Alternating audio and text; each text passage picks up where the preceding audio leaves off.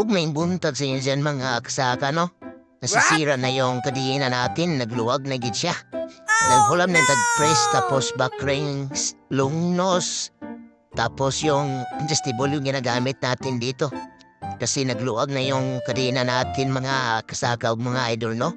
Ato na yung gilanto sa pikas, wala nakahirog data, so sa pikas naghirog yang adjuster mga kasaka, no? Tapos ato din ang luwagan niyang nut de sa pikas adjuster niya, kay malustri na ganiyang nut diri mga kasaka.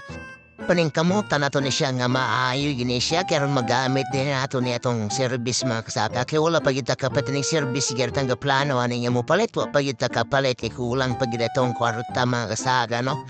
Hirap pa tayo sa pira ngayon kaya hindi pa muna tayo magbili ng sasakyan nating bago kasi wala tinintayong pangbili, no? Tapos naputol na yung kadina, damitan na natin na niyang press para maputulan natin ang dalawang guhit yung kadina. Kasi ito hirap palin matanggal itong nut nandito sa adjuster niya. Malisdan niyo ko mga idol, kung balang katisayang nut sa adjuster mga idol. Huwag mo din ang giprisa na mga idol para dili na yun na siya mo luwag-luwag yun.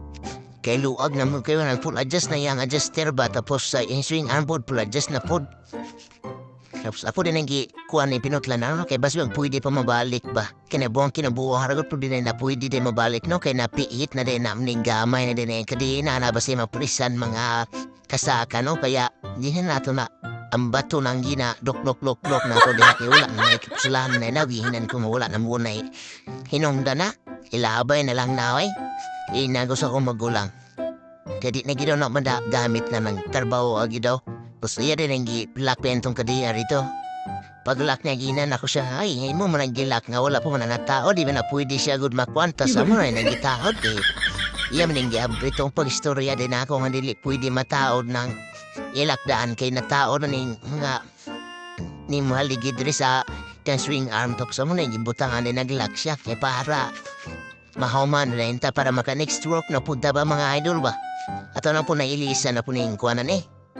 Inisa na po natin yung adjustable bitaw kay murag dako naman kayo at ano pong pagamian iba para makalakputad rin sa yung nut kay lisod kayo eh. Wala katong jis nga yabi mong gudentang open tayo gamitin yun eh. Ako rin ang itiyok-tuyok porag naglagiti-lagiti pagid noon siya. Luag pagid noon niyang kuha niya kulang pagid hugot mga idol eh. Tapos ihugta na po din nasa kong magulang kay kulang paghugot yun. Di pagid na siya pwede kay may bilin yan ang ligid umudagan mga idol.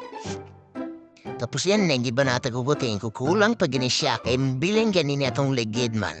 Mga kasakaw, na gini pulos dahil ni pagdagaan naman na sila siya ginoon tahanay. Gihugtan po niya itong bolt there sa sprocket para mahugot to sa ito din ang yug sa degi tulak-tulak. Yes, okay raman gipos din nato ng damit diya mga idol. Upalon lang para makita nyo next video natin yung mga idol.